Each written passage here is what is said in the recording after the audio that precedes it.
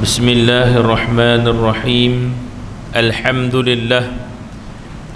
لله نحمده ونستعينه ونستهديه ونستغفره ونسترشده ونعوذ بالله من شرور أنفسنا ومن سيئات أعمالنا من يهده الله فلا مضل له ومن يضلل فلا هادي له أشهد أن لا إله إلا الله وحده لا شريك له وأشهد أن سيدنا محمدا عبده ورسوله اللهم صل وسلم وبارك على سيدنا محمد طب القلوب ودوائها وعافية الأبدان وشفائها ونور الأبصار وضيائها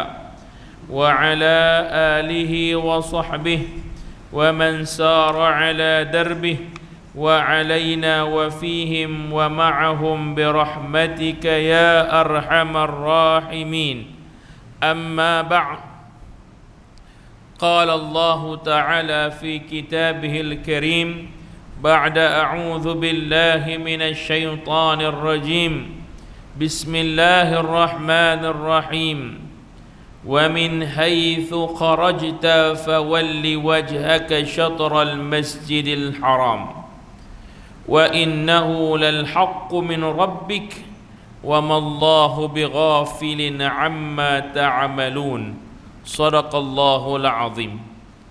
الحمد لله ثم الحمد لله. Bersyukur kita kepada Allah Subhanahu wa taala dengan keizinannya, limpahan rahmatnya, taufiknya serta hidayahnya yang memberikan kesempatan kepada kita pada malam ini untuk sama-sama menjadikan waktu-waktu yang sangat berharga ini dijadikan tempat untuk mengadakan majlis ilmu dalam mengutip mutiara-mutiara ilmu yang ditinggalkan oleh para alim ulama berdasarkan daripada diambil dari sumber Al-Quran dan Sunnah Nabi sallallahu alaihi wasallam. Dan malam ini tuan-tuan, insya-Allah kita akan berbincang tentang berkaitan dengan solat yang sempurna. Tuan-tuan dan puan rahmati Allah sekalian, alhamdulillah kita dah habis dah PKP, dah masuk dah PKPB. Dah masuk dah PKPB ni agak sempurna sikit dari segi kebebasan kita. Tapi kalau tuan-tuan tengok balik dalam erti kebebasan, seronok kita buat benda yang bebas ni. Manusia suka pada benda yang bebas. Dia sebut kata PKP tukar pada PKPB pun dah rasa macam lapang dah. Ini baru satu kebebasan yang di mata manusia. Tuan-tuan bayangkan sesuatu yang membelenggu manusia yang lebih dahsyat lagi. Cuba bayangkan kita berada pada paras, dalam keadaan paras tahanan neraka Allah. Kita berada di bawah tahanan neraka Allah, tuan-tuan. Keinginan manusia nak keluar daripada membebaskan diri daripada neraka Allah. Cuba bayangkan kalau seseorang itu dia berjaya keluar dari kelompok ini, maka itulah kegembiraan paling besar bagi diri dia. Tapi sayangnya bila mana manusia dia mengetahui bahawa dia ini adalah orang yang diberi ancaman dengan neraka, bahkan diberikan dia satu persatu nikmat dengan syurga, tapi tetap dia memilih untuk berada pada kepompong neraka, maka sudah pastinya orang sebegini digelarkan orang yang kurang cerdik, orang yang tak cerdik. Tuan-tuan, alhamdulillah masjid boleh pakai, surau dah boleh pakai balik, dah boleh bersaf-saf kita solat. Cumanya tak boleh berdekat lagi, tak boleh nak berdekat lagi, duk berjauhan lagi. Doa banyak-banyak bagi cepat-cepat sikit bagi dekat kita semua. Tuan-tuan dan puan rahmati Allah sekalian, bila mana masjid dan surau buka, kita kena jadi orang yang tarik orang main masjid dan surau. Tuan-tuan, antara tarikan main masjid dengan surau ini ialah apa? Surau yang kondusif, masjid yang kondusif, masjid yang dia rasa selesa. Hari ni alhamdulillah surau Mutiara, surau Mutiara pula, surau Taman Seri Damai ni alhamdulillah sangat selesa. Kita baru habis musim panas kan. Saya semayang beberapa tempat Zuhur, macam nak lari keluar, semayang beberapa tempat panas sangat-sangat. Habis tu panas tu dah lah, duk tengok aircon duk dekat. Tuan-tuan buka aircon semua ni, buka aircon bagus tu, rasa sejuk lah. Tuan-tuan, ada tempat yang waktu Zuhur dengan Asar, tuan-tuan mesti buka dan aircon duk ada. Ni aircon duk ada tapi tak buka. Yang ni geram, dia mula nak share habis semayang berpeluh kata hang bubuh aircon, tapi hang tak buka. Malam hang buka, siang hang tak buka. Padahal bila yang paling panas? Siang yang paling panas. Pasti tak buka siang, pasti buka malam. Jadi pelik pula.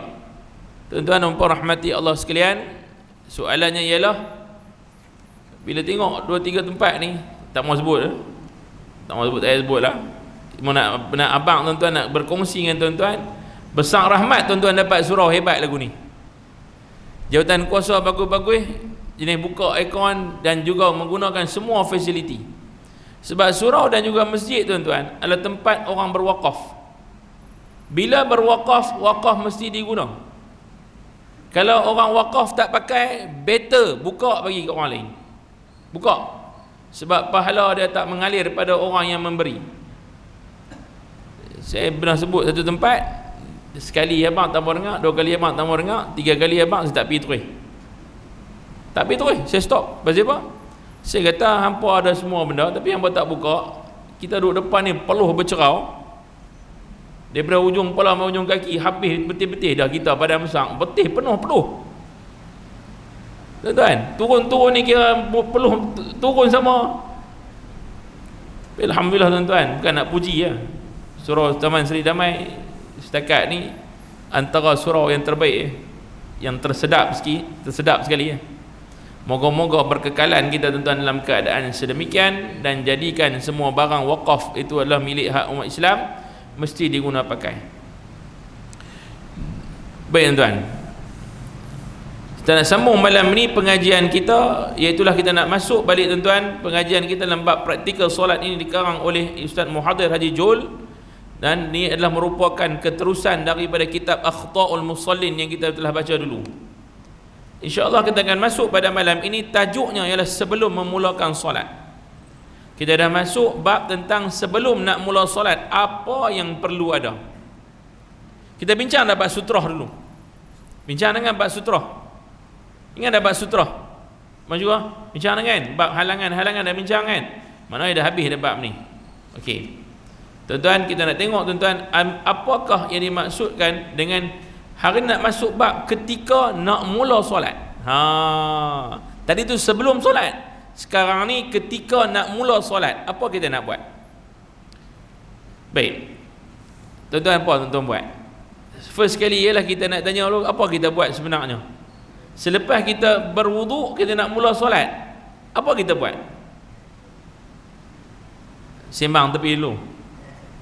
Habis sembahyang semua, "Pak sihat mah? Allah, aku tak jumpa hang lama lah, Pak." Satu. Nombor 2, ada jenis hingga dah ambil sembahyang mau elok dah. Dia keluar mati tu, ada member seorang duk pelekat rokok, dia pun main rokok sebatang. Dia sambung pelekat rokok dengan member dia, tapi ambil sembahyang dah. Dia kata, "Mana pula isap rokok, mana batal sembahyang." Memang tak batal yang sembahyang. Memang tak batal pun. Tapi cerdik tak? Tak cerdik Tuan-tuan, yang ketiga lepas ini ghalib, secara kebiasaannya orang kita lepas habis sembahyang, dia keluar mai, dia buat apa? Dia main handphone dulu. Dia buka phone dia tengok tengok apa WhatsApp apa lebih kurang apa. Sebelum sementara nak tunggu imam Bilal khamat, dia duduk situ, dia tengok Facebook, duduk gelak sorang-sorang macam orang gila. Kira duk perhati tengok handphone dia. Baik tuan-tuan, antara semua ni kita buat tak? InsyaAllah kita ada yang buat. Baik, jadi tuan-tuan, apakah sebenarnya frame ataupun satu acuan yang betul-betul kita kena buat? Lepas habis ni tuan-tuan, jangan main-main lah. Kalau satu surau, satu kawasan ni semua orang faham bab ni, selamat kita. Lepas wudu apa kita nak buat? Ketika hendak memulakan solat, qala musannifu rahimahullah wa nafa'na fi ulumi fi daran amin amin ya rabbal alamin. Baik. Yang pertama sekali ialah kata Syekh Muhammad Haji Jul, dia kata apa? Setelah berwuduk dengan sempurna, selepas wuduk habis, apa kita nak buat? Berjalanlah dengan tenang menuju ke tempat solat. Berjalan dengan tenang. Ui, ustaz, jalan tenang-tenang. Kalau katalah imam dah masuk rakaat, nak habis dah bacaan Fatihah, dah habis dah, nak masuk mula bacaan ayat lazim. Imam pula itu ayat lazim dia inna a'tayna. Qul Allah boleh tahan lagi ni inna a'tayna. Dia keluar toilet sana. Dia dah habis dah. Sambil tangan duk pegang nak baca doa lepas wuduk, sambil tu usah tu imam, duk dengar tu imam, dia lari tu lari tuan-tuan, jarak belah sana main sini pun boleh tahan nak kau lari.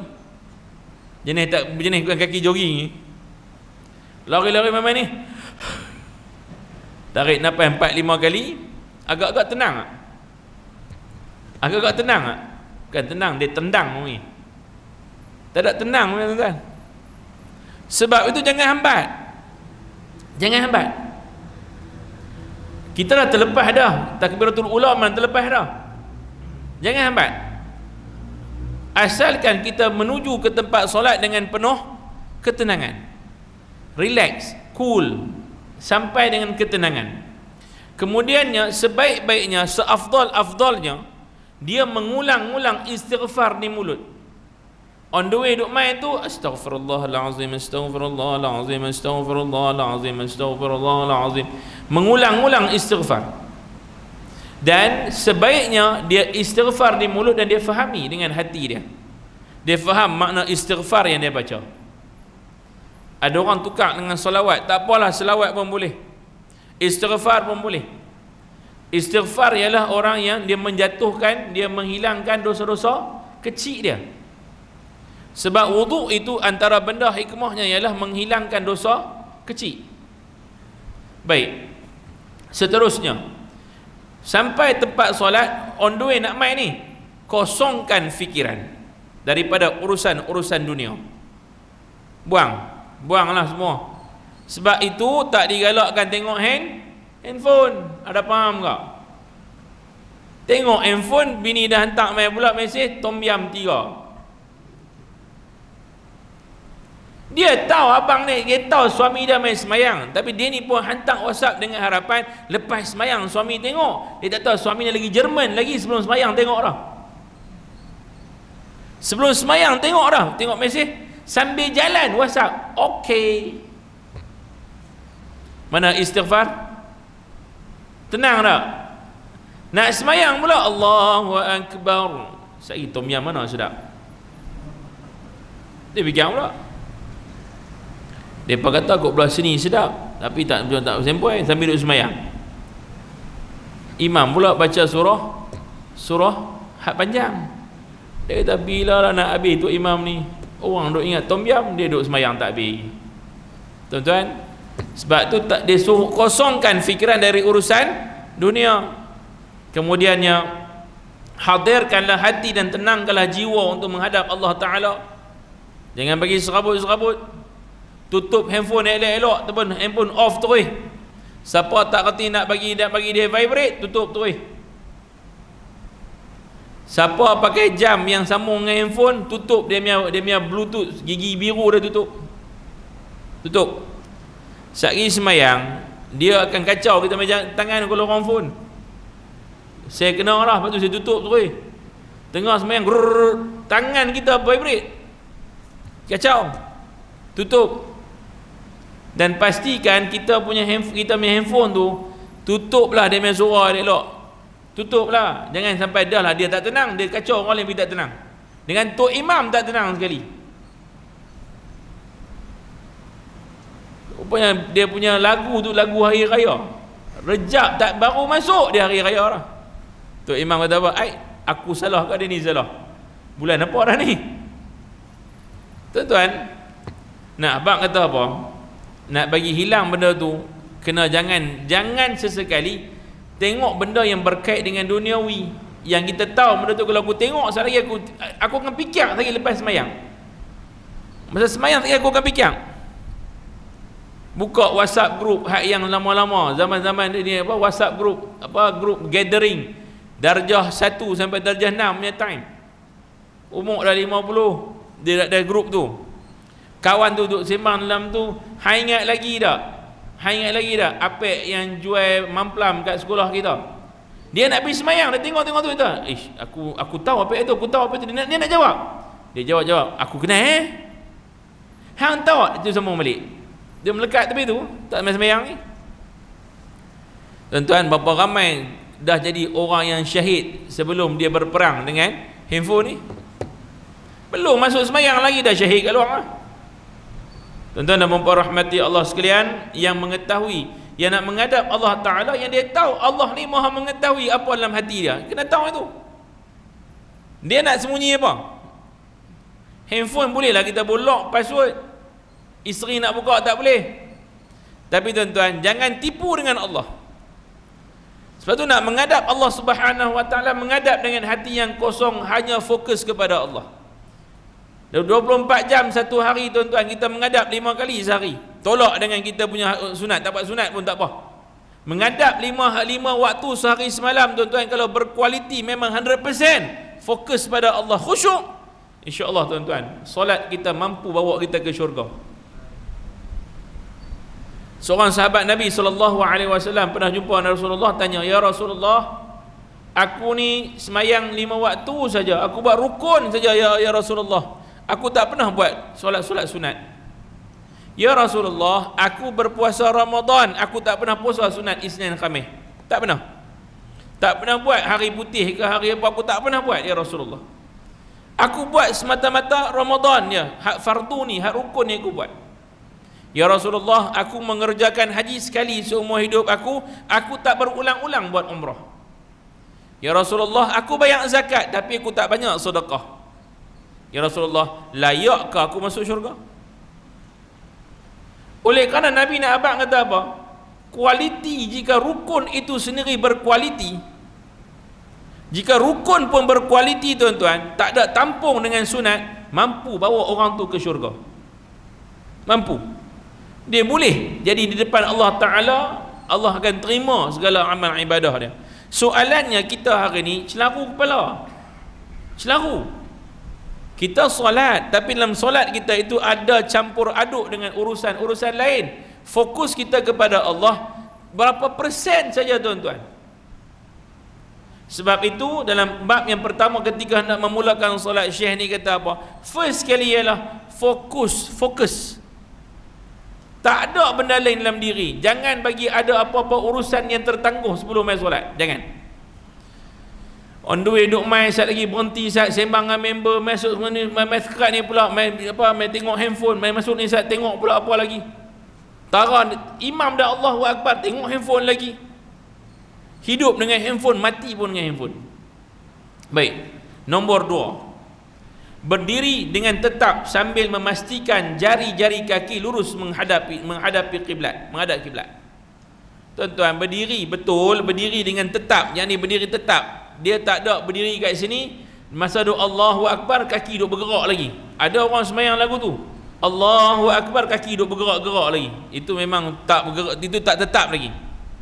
Dia kena berdiri kat tempat tu, step dia step yang tetap, satu. Yang keduanya tuan-tuan, yang orang jarang cakap dan orang jarang tengok, ialah apa? Dia memastikan jari kaki dia memang menghala ke arah kiblat. Kita berdiri sesuka hati, kan? Tidak? Berdiri dah sesuka hati. Kita memang boleh berdiri macam tu, tapi saja nak cari pasal berdiri lagu tu saja. Pasal berdiri dah selesa sikit tuan-tuan. Melainkan orang tu ada masalah, memang kaki dia memang tak sama. Beranak mai tu memang nak kaki memang keluar mai lagu tu dah. Kalau pergi betul pun dia jadi lagu macam semacam ni lah. Memang terbuka balik. Tak boleh buat apa dah. Dia pakai kasut ke pakai apa, memang kasut dia pun khas lagu tu kaki dah. Lain lah. Memang dalam kategori dapat duit Jabatan Kebajikan Masyarakat. Memang dalam kategori 300. Ni 500 lah. 500 lah. Dia macam tu tuan-tuan. Tapi kalau dia itu memang orang yang lahir dengan normal, boleh duduk dengan berdiri, boleh berdiri dengan betul, kaki boleh straight, dia wajib menghala begitu. Wajib. Boleh faham tak? Boleh tak? Kau dah tahu? Dah tahu, alhamdulillah. Kita menerah malam ni. Baik. Tuan-tuan, bagi lelaki maaf sambung. Dalil yang kata jari piduk straight ni main mana? Apa dalilnya? Dalilnya ialah yastaqbilu sallallahu alaihi wasallam bi atrafi asabi'ima al-qiblah. Bahwasanya baginda menghadapkan hujung kedua-dua jari kaki baginda ke arah kiblat. Ni tuan. Kenapa jari-jari kaki dihadap ke arah kiblat? Kenapa? Apa sebab? Ketika mendirikan solat, zahir dan batin berpadu, yakni bertawajjuh. Apa makna tawajjuh? Tuan-tuan jumpa dalam mana-mana kitab, dalam buku-buku agama perkataan tawajjuh. Tawajjuh artinya menumpukan sepenuh tumpuan, 100%. Ketika nak mendirikan solat, zahir dan batin. Zahir anggota tubuh badan dan batin tumpuan. Hati tertumpu kepada Allah, batin yang tu bila mana fizikalnya, zahirnya pun sama berpadu. Sebab itu kita menghadap ke arah kiblat yang satu. Dia tak boleh tuan-tuan duk kona api kiri kanan, tak boleh. Dia kena menghadap ke arah kiblat. Termasuklah jari jemari ini. Sebab itulah hati mesti ikhlas, dada menghadap kiblat, dan termasuklah jari-jari kaki lurus menghadap kiblat. Hati kena ikhlas, bukan terpaksa. Walaupun tuan-tuan bagi anak-anak kita kena paksa. Dia tak mau semayang, kena paksa semayang. Rasa-rasa kita dulu pun sama juga. Kita dulu pun kalau tak dipaksa solat, hari ni kita pun tak solat. Tuan-tuan, pada peringkat awal kena paksa solat. Seterusnya lama kelamaan kebiasaan menjadi kebiasaan ghalib, jadi kebiasaan kat seseorang untuk meneruskan ibadah itu sebab dia tahu ia perkara wajib. Tu yang Nabi ajak kat kita, 7 tahun disuruh semayang, 10 tahun kalau tak semayang suruh buat apa? Rotan. Kita rotan tak? Rotan tak? Dah ustaz, kami menggunakan pendekatan memujuk lagi ustaz. Dipujuk lagi. Memang betul pun, tak salah tuan-tuan, tak salah. Saya habaq tu terang, tak salah. Sekiranya dengan pujuk umur 10 tahun boleh ikut, silakan. Ya Nabi ajak ni kata apa? Yang jenis ketegak ni. Duk suruh semayang dia duk main. Tuan-tuan tahu cabaran mak ayah ni lebih tinggi tau. Cabaran kita dulu zaman saya kecil-kecil, cabaran mak ayah sebab kita rajin duk keluar rumah, pergi main dalam flat, pergi masuk bawa parit apa semua. Tapi mak ayah risau pasal itu. Tapi sekarang punya cabaran ialah cabaran otak, cabaran minda. Dia tak keluar mana, dia duduk dalam rumah, tapi suruh sembahyang 10 kali tak mangkit. Pasal apa? Sat tak mati lagi orang jahat ni, duduk perang dalam tu. Tuan-tuan, bapak ni pun pergi pujuk lagi, tak mati lagi. Main bapak tu tunggu bagi mati. Bapak kata tak apa, bapak pujuk lagi, pergi pegang belakang dia. Ni hancik duk main apa? Ni duk main PUBG, duk tembak tak habis lagi. Pak kata peluru habis, dia peluru tak habis, dia boleh reload balik. Dia jawab pak dah. Pak dia kata bang, dengan pak tak sembahyang tuan-tuan. Pasal apa? Bila mana pengaruh minda. Anak 10 tahun, dia memang cenderung dia ke arah benda-benda yang menyeronokkan. Lain orang dewasa tuan-tuan, orang dewasa lain. Tapi kalau kanak-kanak umur 10 tahun biasa dengan game, dia dikira ketagih. Dia boleh meronta dan dia boleh dibawa ke hospital, psikiatrik tu. Kalau kata penyakit dan main game gila-gila, dia addicted, dia jadi orang yang ketagih. Baik, sambung. Nombor 3, ketika berdiri, renggangkan kedua-dua kaki sekadar sejengkal bagi lelaki, dan juga sunat bagi lelaki. Bagi perempuan, kedua-dua kaki hendaklah dirapatkan. Sunat orang lelaki dia dibuka sejengkal, bukan sedepar. Dengar elok-elok, sejengkal bukan sedepar. Ada jenis mazhab mana kita pun tak tahu. Dia tengok kawan sebelah jauh, kan, kawan sebelah tu dia tak main dekat. Zaman masa kita duduk semayang dekat-dekat lah kan, kawan tepi ni dia agak jauh sikit. Kalau orang Arab, biasanya kalau dulu zaman-zaman kami duduk mengaji dulu, orang Arab dia buat apa? Dia tunduk, dia tarik kaki kita. Dia tengok bukaan kita tak cukup, dia tarik kaki kita. Orang tua dia tarik kaki kita. Kita ingat dia ni apa, gambar Hindustan pun nak pegang kaki, nak buat minta restu ke apa ke, dia tarik kaki. Tapi kita di Malaysia ni tak ada, dia tak tarik kaki. Sebab bagi orang Malaysia punya perangai, orang Islam Malaysia punya perangai, ui tak boleh pegang kaki orang, tak boleh pegang. Tak boleh pegang. Pegang kaki orang tak kira, dia ingat macam agak biadab pegang kaki orang. Tak kena semayang kalau dia tu tak buka dengan betul. Tolong betul kan? Bukan kita pula pergi tolong nak bagi sambung, tapi kangkang bagi luar. Sana dah kecil, belah kiri pun kecil. Kita duduk tengah-tengah, suruh tarik tamu dah kena ni, saya nak bagi soft bagi elok ni, dia kangkang terus. Satu dia buat salah, kangkang kuat-kuat agak-agak nak rukuk lagu mana pun juga. Kangkang luar-luar nak rukuk lagu mana. Allahu Akbar, kangkang tu. Cari lutut tak jumpa. Tuan-tuan, sebab itu dia mesti kena sejengkai. Orang laki-laki sunat sejengkai. Sejengkai macam mana? Inilah sejengkai. Ada orang kira sejengkai, dia akan tak kira sejengkai. Baik. Nombor 4, mata hendaklah melihat ke tempat sujud. Ni sebelum sembahyang ni tau. Mata tengok tempat sujud.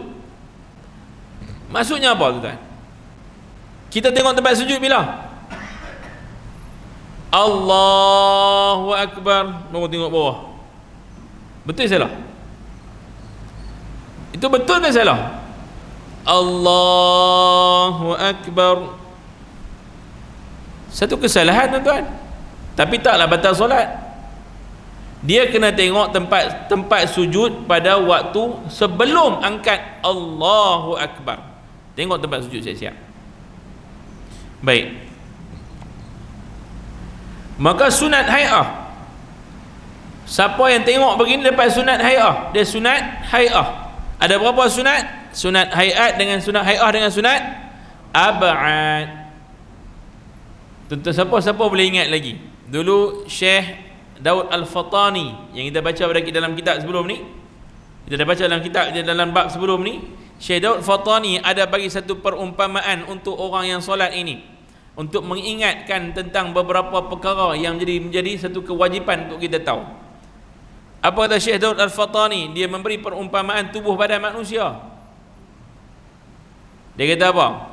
Rukun solat itu adalah tubuh manusia, kepala dan juga tubuh badan. Syekh kata apa? Kepala dan tubuh badan. Syarat sah solat itu adalah rohnya. Maknanya kepala ada, badan ada, masuk roh. Syarat sah solat kalau ada, maka badan itu menyawa. Tapi Syekh kata apa lagi? Sunat ab'ad itu adalah anggota tubuh badannya. Mata, telinga. Orang tak ada mata boleh hidup tak? Mata tak ada, telinga tak ada, tangan tak ada, kaki tak ada badan dengan ada roh tak? Boleh hidup tak? Boleh. Tapi dia sempurna? Tak sempurna. Macam tu perumpamaan Syekh. Syekh kata, maka anggota tubuh badan, tangannya, kakinya, telinganya, matanya adalah merupakan sunat ab'ad. Maka sunat hai'ah itu adalah apa? Sunat hai'ah itu adalah penghiasnya. Tangan ada, kaki ada, kepala ada, tapi rambut tak ada, bulu-bulu bom tak ada, toreh lagu tu. Ayam toreh panggil. Cantik tak? Kuku tak ada, jari dah kuku tak ada. Dia makan pun lembut lembai angkat lagu tu. Bawa kuku tak ada. Tuan-tuan, Syekh bagi perumpamaan sebegitu. Sekarang ni bab yang kita baca ni, bab tentang tengok tempat sujud itu adalah sunat hai'ah. Sunat hai'ah kalau tinggal kena sujud sahwi ke tak? Ya, tidak, betul bang. Tidak, tak payah sujud sahwi. Sunat ab'ad kalau tinggal kena sujud sahwi, mazhab Syafi'i. Baik, sambung. Dalilnya tuan-tuan, dalil yang kata tengok pada tempat sujud. Okey, setia tuan-tuan kat dalam surau IJM. Saya Taman Seri Damai ni dia panjang pula. Kan dia terkenal dengan surau IJM kat sini. Tuan-tuan, nak tanya tuan-tuan. Tuan-tuan pergi Mekah. Nak buat umrah, nak buat haji. Mai daripada Malaysia, Pulau Penang, Batu Lancang, IJM mari. Naik kapal terbang daripada Kuala Lumpur, daripada Penang pergi ke Kuala Lumpur, dari Kuala Lumpur turun ke Jeddah. 8 jam tuan-tuan duduk kapal terbang. Turun terus pergi Mekah. Excited gila-gila, duk menabung daripada start umur 18 sampai umur 78 baru boleh pergi. Allah bagi pergi umur 78. Berapa tahun? 18 tahun dengan sampai 78. 70 tahun lebih kurang, 60 tahun lebih kurang. 60 tahun tunggu nak pergi tengok Kaabah tu macam mana. Okey.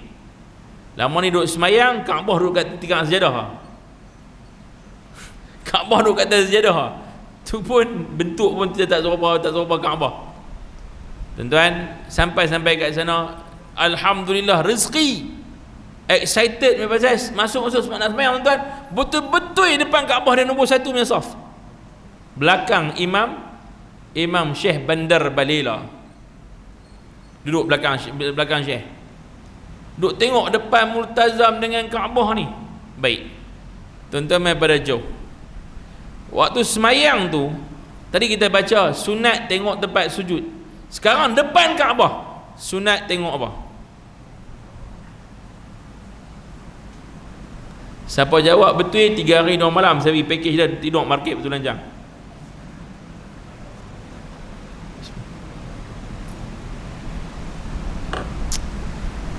Tengok apa?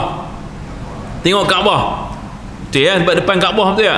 Kaabah tu kiblat kita, maka tengok Kaabah. Betul ya? Betul. Tak apa, kita tengok apa Rasulullah abang kita. Okey. Tengok nah, kalau saya salah, saya tidur market malam ni. Hadis daripada Aisyah dengan elok ni. Lepas ni dia nak buka nak buka ni. Hadis daripada Aisyah radhiyallahu anha. Beliau telah berkata, Aisyah abang kita semua, lamma dakhala al-ka'bata ma khallafa basaruhu mawdi'a sujudih.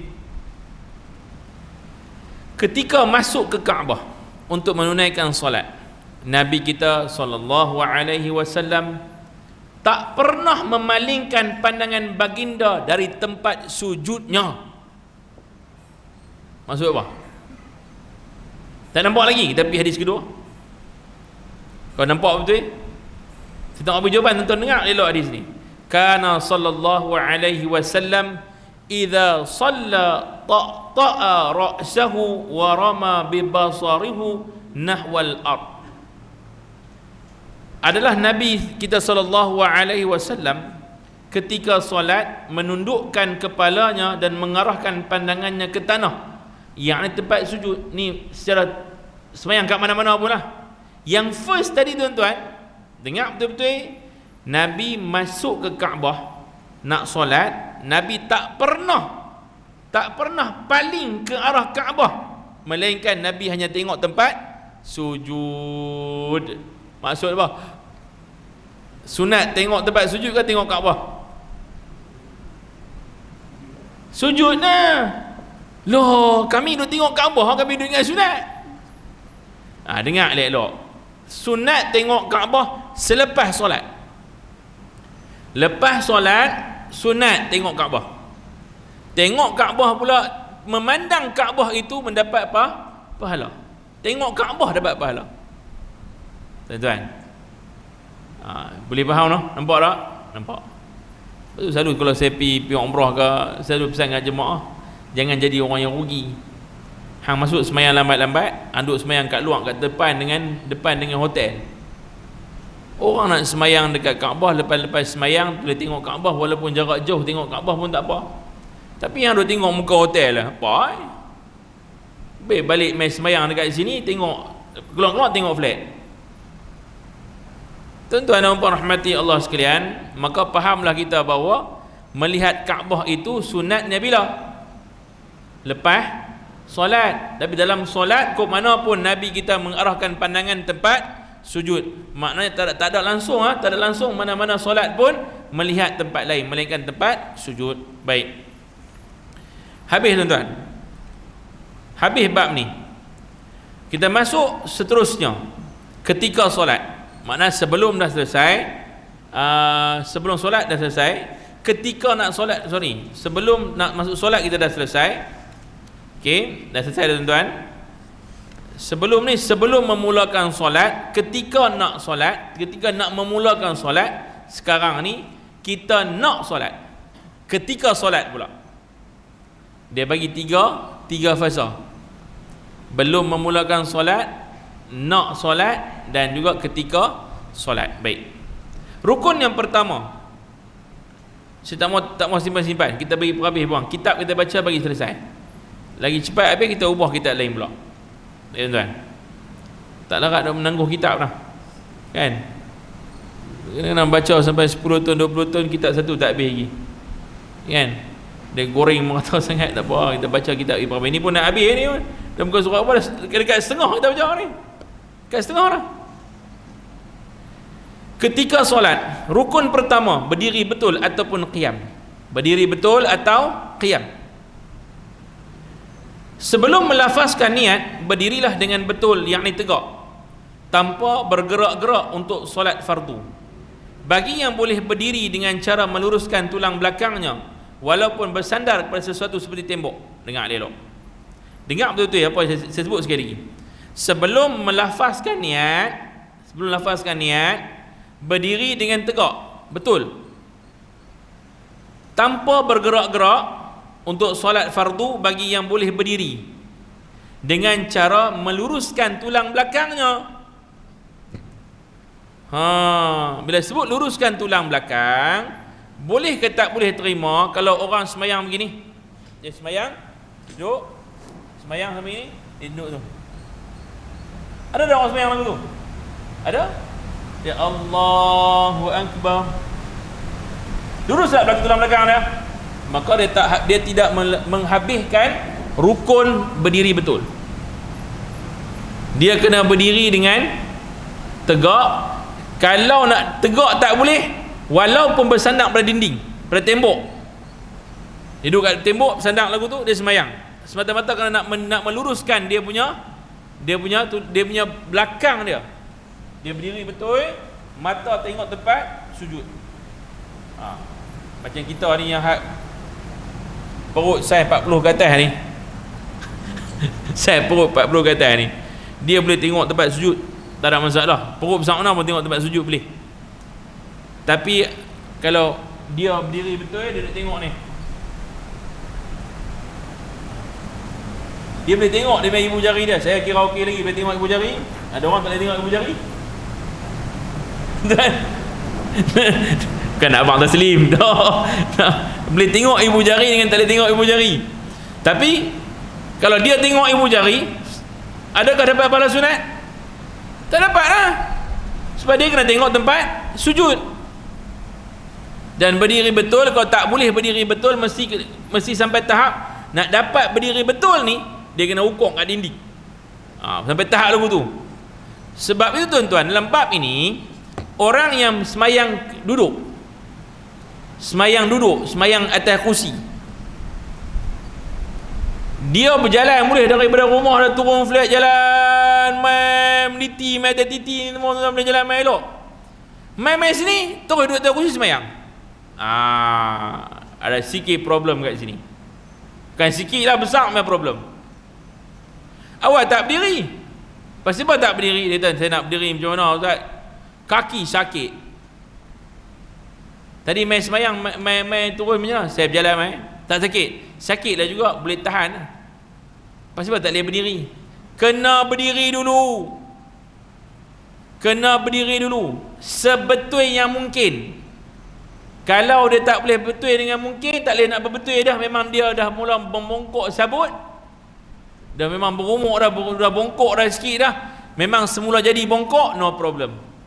Tapi kalau dia memang boleh berdiri, dia mesti kena berdiri. Dah saya dah berumur Ustaz, kalau umur sekalipun, kalau masih ada kudrat untuk berdiri, wajib berdiri, wajib. Ustaz tak boleh nak sujud, Ustaz tak boleh nak bengkok kaki nak sujud. Takat bolehnya, takat berdiri tu saya duduk terus. Rukuk boleh tak?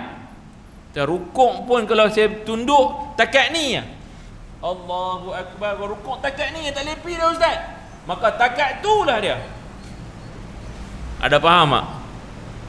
Ada faham tak? Bukan ambil keputusan duduk atas kursi terus. Tuan-tuan mau tengok Syekh Bukhari semayang, dia lagi uzur, tapi dia berdiri dulu. Dia berdiri dulu tuan-tuan. Dia pegang tongkat dia yang railing tu, berdiri tuan-tuan, pegang tongkat dulu, pegang dulu. Ini orang faham tentang bab fiqh, alim tuan-tuan. Kita kalau orang alim sampai duduk terus, tak boleh lah. Ni saya pesanan penajar ni kan, ni duk abang ni kan, sakit tak apa, ada dia punya rukhsah, ada dia punya keringanan yang Islam bagi, tapi jangan ambil ringan, jangan terlampau ambil ringan. Baik tuan-tuan, maka dia kena berdiri seboleh mungkin berdiri. Kemudian nak rukuk tak boleh Ustaz, kaki pinggang sakit, tak sikit tak boleh turun kan, tak boleh turun sikit pun tak boleh Ustaz. Memang kalau saya berdiri, saya keras macam tu, lutut keras lah lutut terus. Kalau duduk boleh, duduk pula boleh. Contohnya dia berdiri lagu ni, memang tak boleh buat apa lah, dia nak bengkok pun dekat ni lah. Allahu akbar, dekat ni lah. Dan rukuk dekat tu pun jadi, tak apa. Lepas tu nak main sujud, nak i'tidal, sami Allahu liman hamidah, dia boleh i'tidal. Sujud tak boleh Ustaz, tak boleh. Sujud tak boleh.